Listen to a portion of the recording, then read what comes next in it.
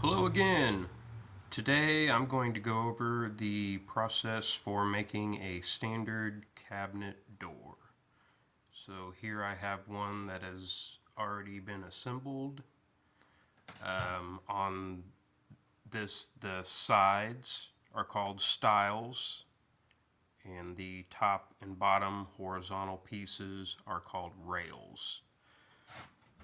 This particular cabinet door has a round over detail to the inside panel, and this is what's called a flat panel. On the back side, basically just a recessed square.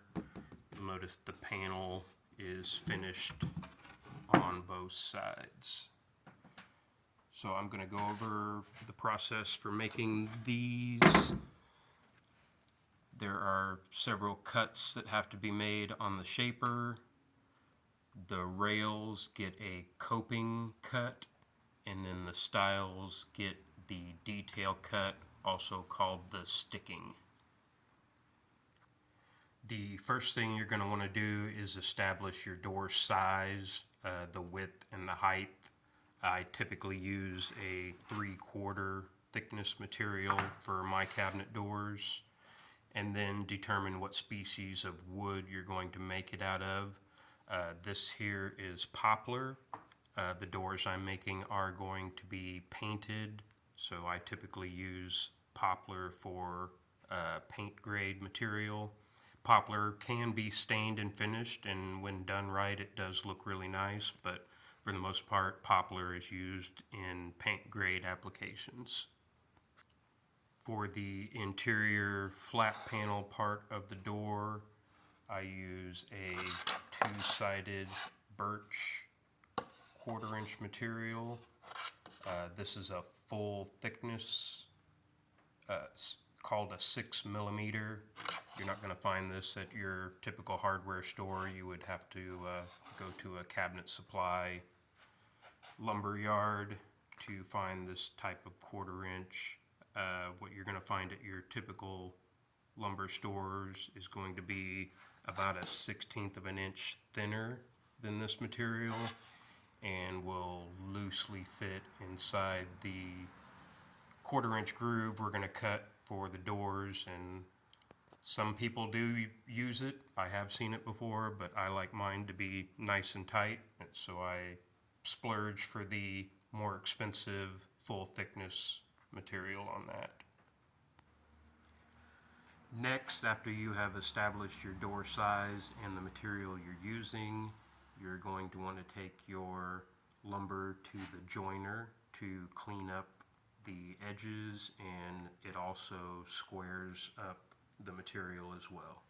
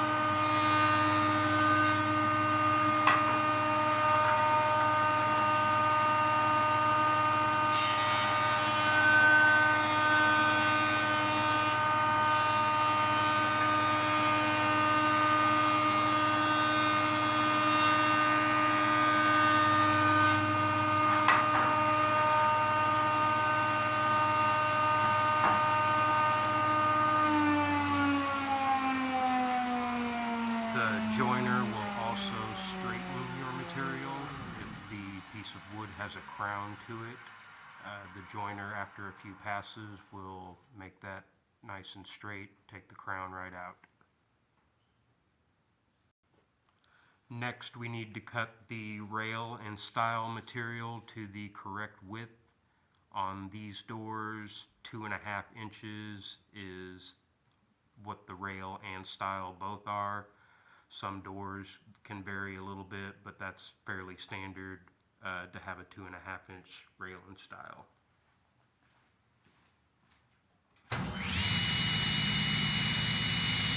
I have my saw set a little strong of 2.5 because later on in the process we're going to have to go back to the joiner to clean up an edge, so I'm leaving a little extra material for that process.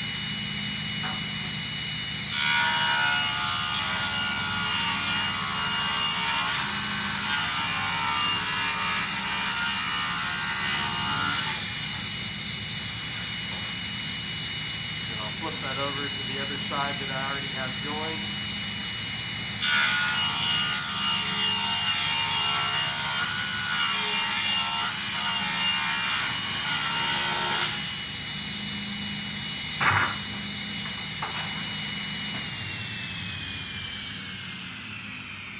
Next, we're going to cut the rail and stiles to the proper length.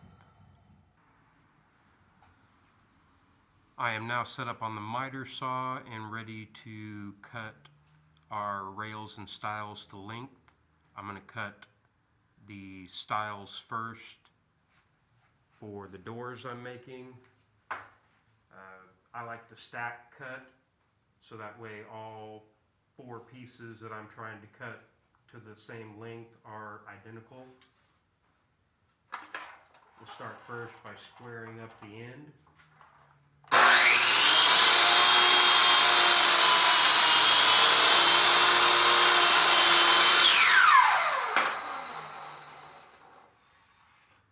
Then keeping all 4 pieces nice and tight. Check your end, make sure nothing slides around, everything feels nice and flush. And then we're going to mark the length I need to make.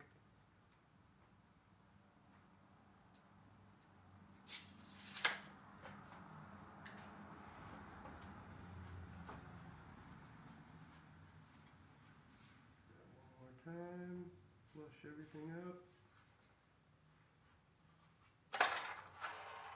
And again, I like to sight down the blade till I'm almost right on my line.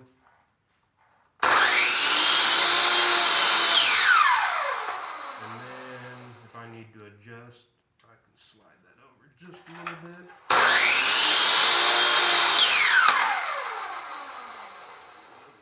More.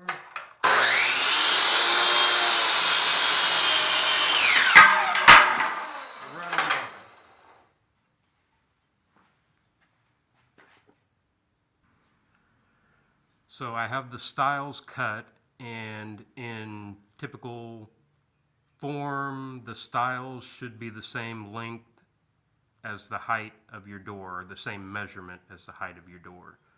So my height of my door is 23.25, so my stiles are also 23.25. To figure up the rails, a little different because you have to allow for the tongue that's going to fit into your stile. So here's a stile that's already had the detail cut into it, and you can see the tongue or the groove there to accept the tongue in the rail. This particular one is 7/16, so that's on one side, and then I'll have an additional 7/16 on the other side. So that's a grand total of 7/8 of an inch. My stiles are 2.5, so you add those together and that's 5 inches, and then you subtract that 7/8, and that leaves you with 4 1/8. So you want to take the width of your door and subtract 4 1/8 from the width of the door to get your rail size. And that's going to be different depending on what type of router bits you're using. 7/16 and 1/2 inch are pretty common, so that's most likely what you'll end up dealing with. I have my rail size calculated now, I have my mark made, and I'm ready to cut.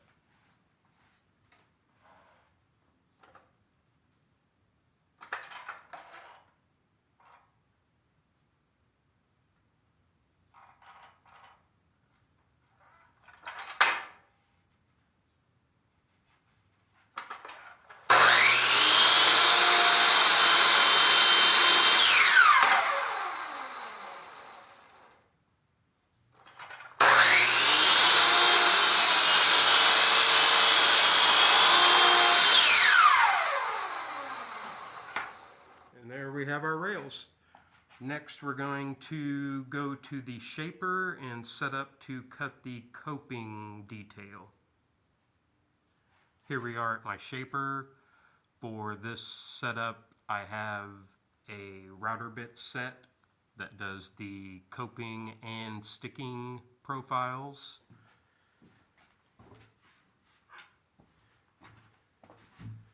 They look like this. So this one does the detail or the sticking, and this one does the cope.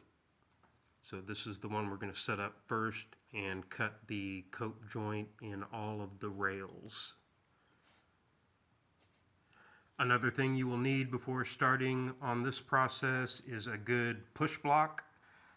This is just a scrap piece of plywood that I had. I squared it up and I already cut the detail slightly into the end there. And so what this is going to do is give you more surface area to push on and protect your hands. Also, it's going to keep the material from blasting out on the end as you go through the router bit. Turn this on and here we go.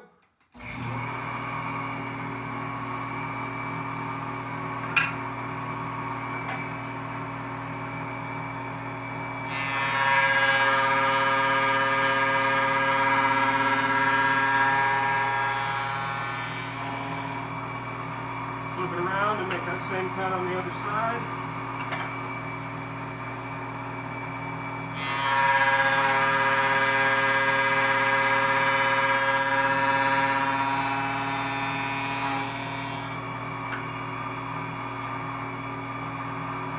And there we have our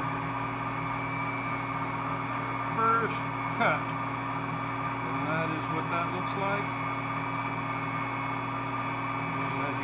No blast out on the end. If I didn't have that push block there, I'd probably have a pretty good sized chip where that came through there. But the push block helps to protect and keep that edge nice and clean. I'm going to go ahead and cut the rest of my rail coping cuts, and then we're going to reset to cut the stiles. Here I have one of the stiles that we're going to cut, and as you can see we have a rough side here when we cut it to the proper width where it went through the saw, and then we have our clean side here that we ran through the joiner before we ran it through the table saw. So we want to take the side that has the saw marks roughness, and that's the side we want to put the detail on. After we put the detail on, we're going to take it back to the joiner and give it one more pass on this side, and that will clean up any chipping that this bit might do, and then we'll run a last pass through the shaper to give it a nice, clean, flawless look.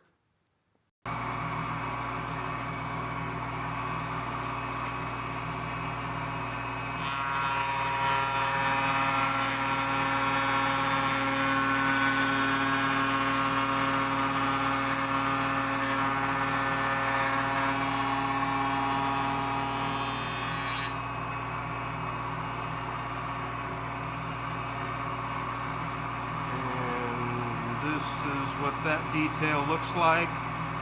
It's not necessary to have a push block when you're running this detail, but if you feel more comfortable with it, you can still use a push block. So now I'm going to take this over to the joiner.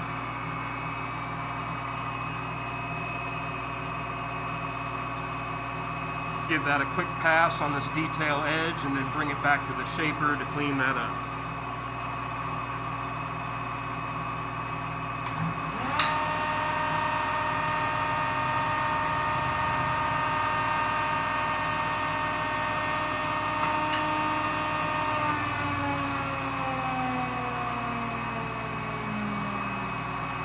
After doing that, that now makes my piece exactly 2.5 inches.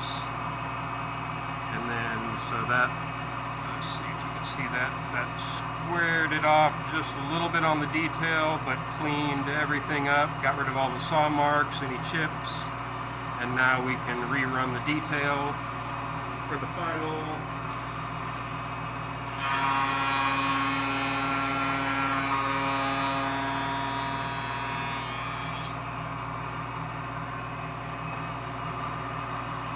And that is that. I'm going to run the rest of those and then we'll get set up for the glue process. Now that I have all the details cut, next I want to do a dry fit and check my measurements, make sure everything looks like it's supposed to and measures out the way it should. So this one is going to be a drawer front. So I have my two styles, top rail and bottom rail. Just want to fit these together. Make sure everything looks good.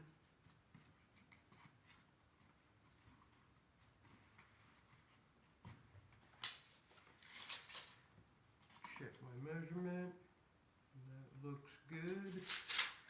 Next, I need to cut my 1/4-inch panel. To do that, you can use the same formula that we used to cut the rails. My formula number was 4 1/8, so I'm going to add 1/16 to that. So that's 4 3/16, and that's what you will need to subtract from your overall width and your overall height of your door to get the size of your panel.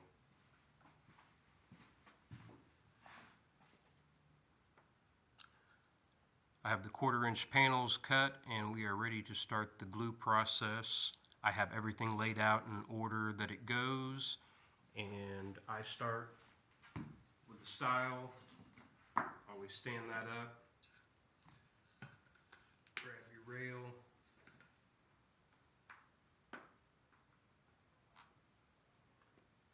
Clean the glue bottle first.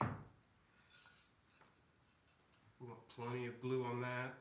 I usually apply glue right to the top edge, a nice bead, and as we press that down, that's going to spread that glue out for me. And then every place you're going to make contact wood to wood, we want glue.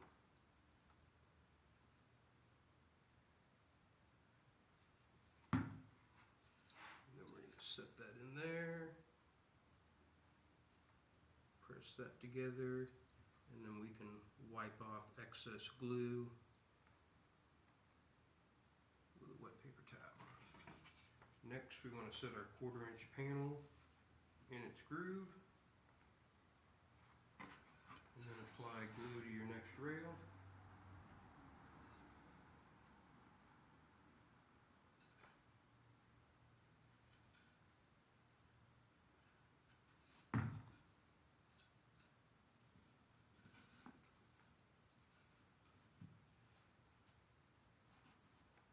Slide that down. Should be flush on both sides. Looks good. And then we're going to apply glue to the top section here, both sides.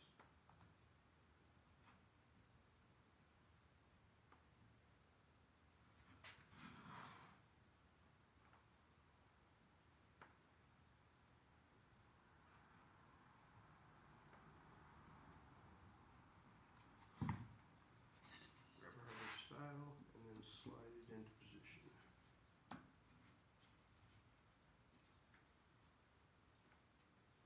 Make sure everything's good and flush on the ends. Press it down nice and firmly. Check that again. And then we are ready to slide our clamps. I recommend only using clamps. Some guys will put pin nails in there. I don't like that. I like to just use clamps and keep it nice and clean.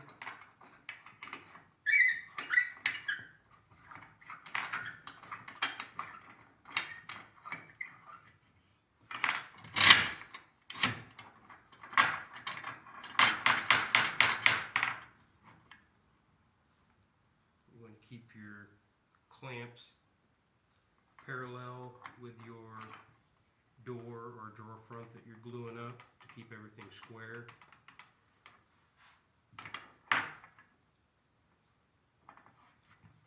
But you could also use your clamps to help square up the door by throwing one direction or the other.